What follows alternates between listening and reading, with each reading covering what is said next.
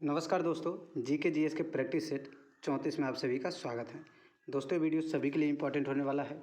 जो भी स्टूडेंट किसी भी एग्ज़ाम की तैयारी कर रहा हो, जिसमें दोस्तों जनरल अवेयरनेस और जनरल साइंस से रिलेटेड क्वेश्चंस आते हैं, उन सभी के लिए वेरी वेरी इंपॉर्टेंट होने वाला है। तो दोस्तों देरी न करते हुए चलिए क्वेश्चंस को शुरू करते हैं। तो सबसे पहला क्वेश्चन दिख रहा होगा दोस्तों, भारतीय वायुसेना दिवस किस दिन मनाया जाता है। वेरी वेरी इंपॉर्टेंट क्वेश्चन बनता है दोस्तों। जितने भी दिवस हैं, दिवस से रिलेटेड जितने भी क्वेश्चंस बनते हैं दोस्तों, वो सभी के सभी इम्पोर्टेंट होते हैं। क्योंकि दोस्तों रेलवे में और एसएससी में लगभग डेज से रिलेटेड 1 से 2 क्वेश्चन हर शिफ्ट में देखने को मिल जाते हैं। तो दोस्तों इसका आंसर हो जाएगा भारतीय वायुसेना दिवस किस दिन मनाया जाता है। तो इसका आंसर हो जाएगा दोस्तों 8 अक्टूबर। ऑप्शन नंबर 3 सही हो जाएगा दोस्तों 8 अक्टूबर को। 8 अक्टूबर को। दोस्तों बात करें 15 जनवरी को कौन सा दिवस होता है, तो 15 जनवरी को होता है दोस्तों भारतीय थल सेना दिवस। थल सेना दिवस। 4 दिसंबर की बात करें दोस्तों, तो 4 दिसंबर को हो जाएगा नौसेना दिवस। नौसेना दिवस 4 दिसंबर को नौसेना दिवस। दोस्तों 4 मार्च को होता है दोस्तों, 4 मार्च को राष्ट्रीय सुरक्षा दिवस। राष्ट्रीय सुरक्षा दिवस। सुरक्षा राष्ट्रीय सुरक्षा दिवस। दोस्तों 31 मई को होता है तंबाकू निषेध दिवस। तंबाकू निषेध दिवस। याद रखिएगा दोस्तों, तंबाकू निषेध दिवस 31 मई को। दोस्तों किसान दिवस किस दिन होता है, तो किसान दिवस हो जाता है 23 दिसंबर को। 23 दिसंबर को हो जाता है किसान दिवस। 23 दिसंबर को हो जाता है किसान दिवस। याद रखिएगा दोस्तों 23 दिसंबर को किसान दिवस। सभी के सभी आप लोग नोट कर लीजिएगा। तो इसका आंसर हो जाएगा 8 अक्टूबर को, भारतीय वायुसेना दिवस 8 अक्टूबर को। अगला क्वेश्चन, मुखौटा किस राज्य का लोक नृत्य शैली है। दोस्तों ये भी क्वेश्चन बहुत ही इंपॉर्टेंट होने वाला है, क्योंकि दोस्तों लोक नृत्य शैली से लगभग एक क्वेश्चन सभी शिफ्ट में पूछे ही जाते हैं। आप किसी भी शिफ्ट का प्रीवियस ईयर क्वेश्चन उठा लीजिएगा, लोक नृत्य और संगीत से रिलेटेड एक ना एक क्वेश्चंस देखने को मिल जाता है, संगीत और नृत्य शैली से। तो इसका आंसर हो जाएगा दोस्तों, मुखौटा किस राज्य का लोक नृत्य शैली है। तो इसका आंसर हो जाएगा ऑप्शन नंबर 3 अरुणाचल प्रदेश का। ऑप्शन नंबर 3 सही हो जाएगा दोस्तों, अरुणाचल प्रदेश का। दोस्तों बात करें झारखंड से रिलेटेड, झारखंड में कौन कौन सा लोक नृत्य शैली है जो कि इंपॉर्टेंट होता है, तो हो जाएगा सरहुल एक हो जाता है दोस्तों, और एक हो जाता है कर्मा। सरहुल और कर्मा, याद रखिएगा दोस्तों, सरहुल और कर्मा। दोस्तों असम से रिलेटेड बात करें तो असम से बिहू हो जाएगा, बिहू हो जाएगा, सत्रिय हो जाएगा,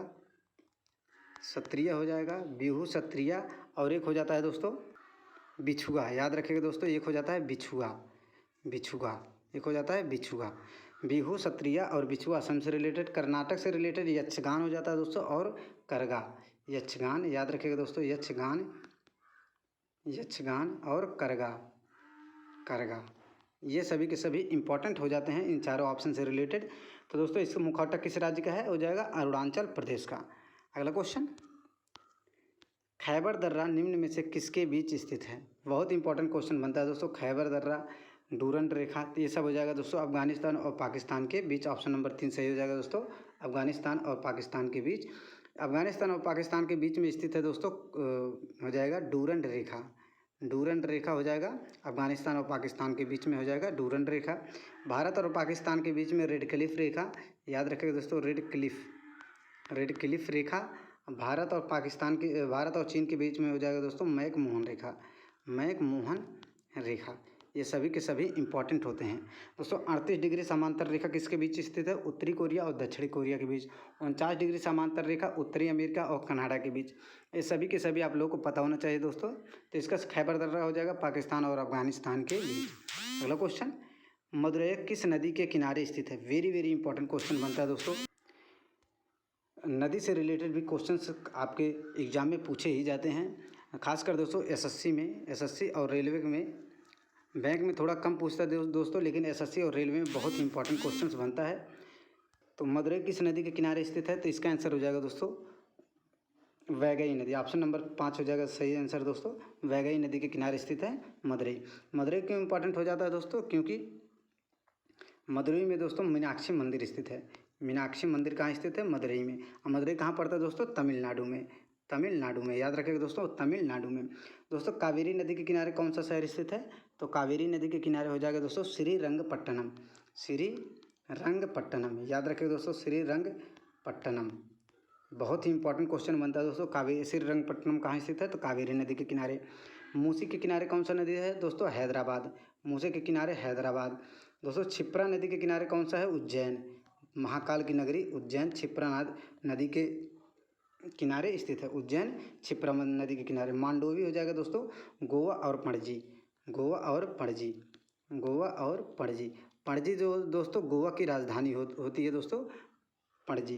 पणजी किसकी राजधानी है दोस्तों? गोवा की। और गोवा और पणजी किस नदी के किनारे स्थित है? तो मांडवी नदी के। दोस्तों सरयू नदी के किनारे अयोध्या शहर बहुत ही इंपॉर्टेंट होने वाला है। अयोध्या किस नदी के किनारे स्थित है? तो हो जाएगा सरयू नदी के। गोरखपुर की बात करें दोस्तों तो हो जाएगा राप्ती नदी। लखनऊ की बात करें दोस्तों तो गोमती नदी। ये सभी के सभी आप लोगों को पता होना चाहिए। हुगली नदी पर कौन सा शहर स्थित है दोस्तों? हो जाएगा पश्चिम बंगाल बोल रहे कोलकाता।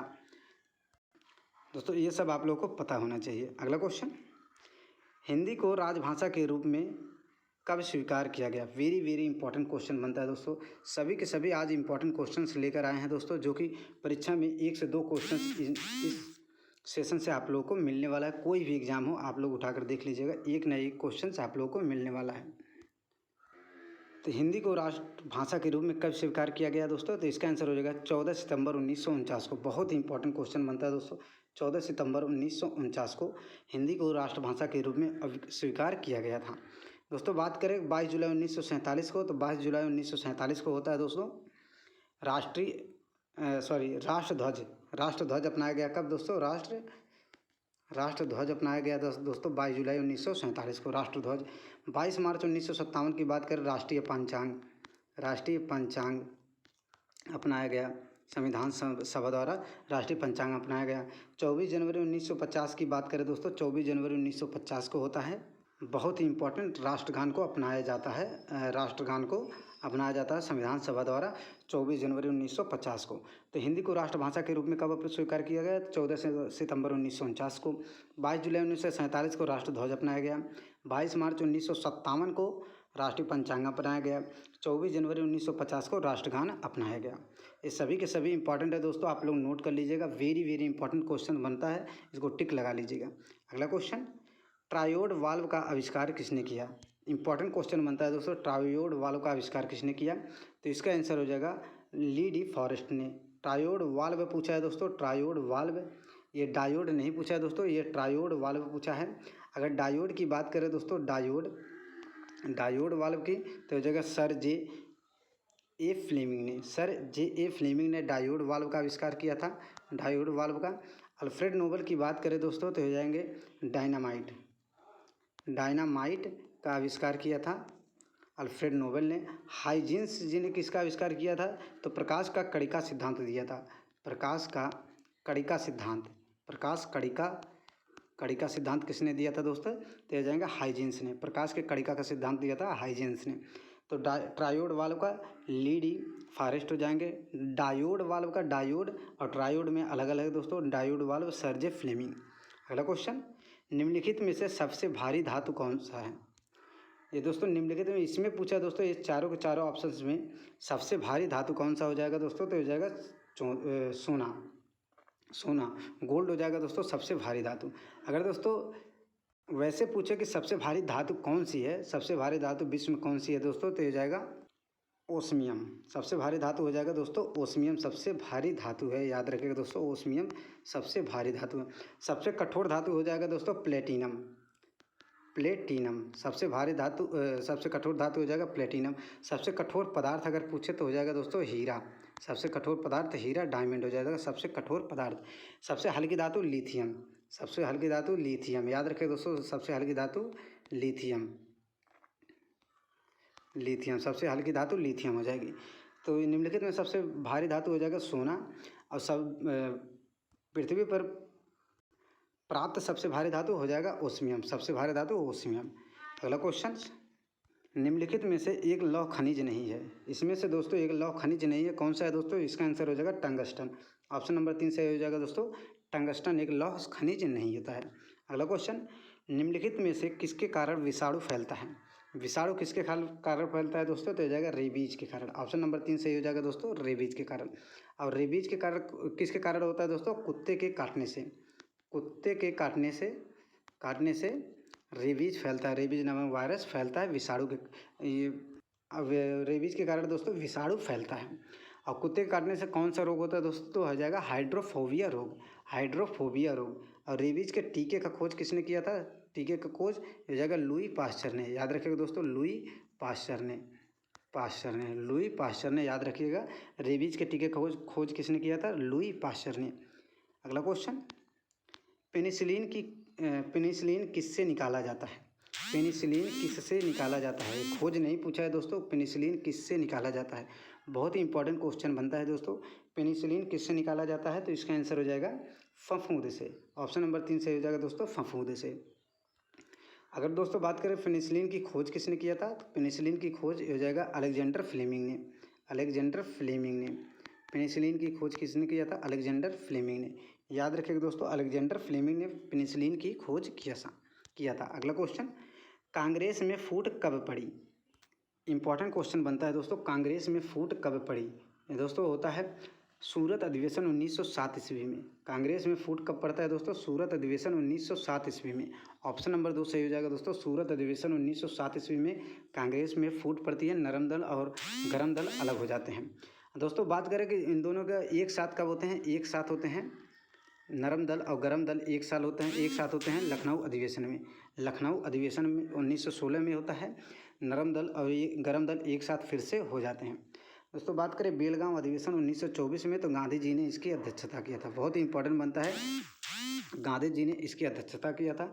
लाहौर अधिवेशन 1929 की बात करें दोस्तों, इसमें पूर्ण स्वतंत्रता की मांग हुआ था, पूर्ण स्वतंत्रता की मांग हुआ था लाहौर अधिवेशन 1929 में। लाहौर अधिवेशन एक होता है दोस्तों 1940 में, ये भी बहुत इंपॉर्टेंट बनता है, लाहौर अधिवेशन 1940 में होता है, जिसमें दोस्तों पाकिस्तान अलग बनाने की मांग किया जाता है मुस्लिम लीग द्वारा, मुस्लिम लीग द्वारा पाकिस्तान अलग बनाने की मांग कब किस अधिवेशन में किया जाता है, तो हो जाएगा लाहौर अधिवेशन में।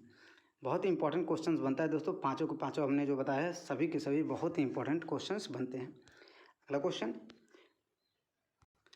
भारत में पुर्तगाली शक्ति का संस्थापक किसे माना जाता है, वेरी वेरी इंपॉर्टेंट क्वेश्चन बनता है, भारत में पुर्तगाली शक्ति का संस्थापक किसे माना जाता है, तो इसका आंसर हो जाएगा दोस्तों अल्बुकर्क को, ऑप्शन नंबर 2 सही हो जाएगा दोस्तों, अल्बुकर्क को। भारत में पुर्तगाली शक्ति का संस्थापक किसे माना जाता है, अल्बुकर्क को। भारत में सबसे पहले पुर्तगाली कहाँ आए थे दोस्तों, तो हो जाएगा कालीकट पश्चिम बंगाल में। कौन आया था दोस्तों, वास्को डी गामा, पहली बार आया था 1498 ईस्वी में, और दूसरी बार पूछे वास्को डी गामा दूसरी बार भारत कब आया था, तो हो जाएगा 1502 ईस्वी में, 1502 ईस्वी में दूसरी बार भारत में पुर्तगाली आए थे, वो भी वास्को डी गामा ही थे। अगर दोस्तों बात करें कि पुर्तगालियों ने पहली फैक्ट्री कब स्थापित किया था, तो पहली फैक्ट्री 1503 ईस्वी में स्थापित किया था, पहली फैक्ट्री 1503 ईस्वी में लगाया था पुर्तगालियों ने। दोस्तों बात करें फ्रांसिस्को डी अल्मीडा, पुर्तगाली प्रथम गवर्नर था, प्रथम पुर्तगाली गवर्नर कौन था, तो Francisco de Almeida, Francisco de Almeida प्रथम पुर्तगाली गवर्नर था दोस्तों भारत का। अब भारत में पुर्तगाली शक्ति का संस्थापक किसे माना जाता है, अल्बुकर्क को। सर्वप्रथम पुर्तगाली भारत में कहाँ पर आए थे दोस्तों, तो कालीकट पश्चिम बंगाल में।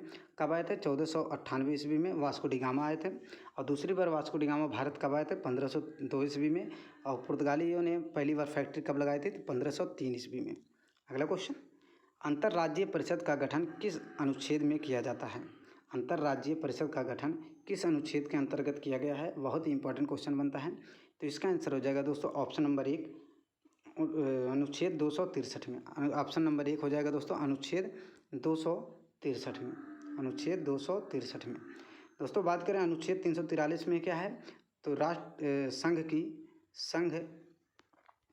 संघ की राष्ट्रभाषा, संघ की राजभाषा या फिर राष्ट्रभाषा, संघ की राजभाषा या फिर राष्ट्रभाषा। अनुच्छेद 368 की बात करें दोस्तों, तो संविधान संशोधन जो कि साउथ अफ्रीका से लिया गया है, साउथ अफ्रीका से लिया गया है। अनुच्छेद 244 की बात करें दोस्तों, तो अनुसूचित जाति और जनजाति के क्षेत्र का प्रावधान, अनुसूचित जाति के क्षेत्र का प्रावधान, ये सभी के सभी इम्पोर्टेंट होने वाले हैं। दोस्तों बात करें अनुसूचित जाति और जनजाति के आरक्षण संबंधी कौन सा अनुच्छेद है, तो अनुच्छेद 330, अनुच्छेद 330 अनुसूचित जाति और जनजाति के आरक्षण से संबंधित प्रावधान किया गया है। तो दोस्तों बस आज के लिए इतना ही। उम्मीद करता हूँ दोस्तों वीडियो पसंद आई हो। वीडियो पसंद आए दोस्तों चैनल को सब्सक्राइब कर लीजिएगा, वीडियो को लाइक कर लीजिएगा और एक शेयर ज़रूर करिएगा।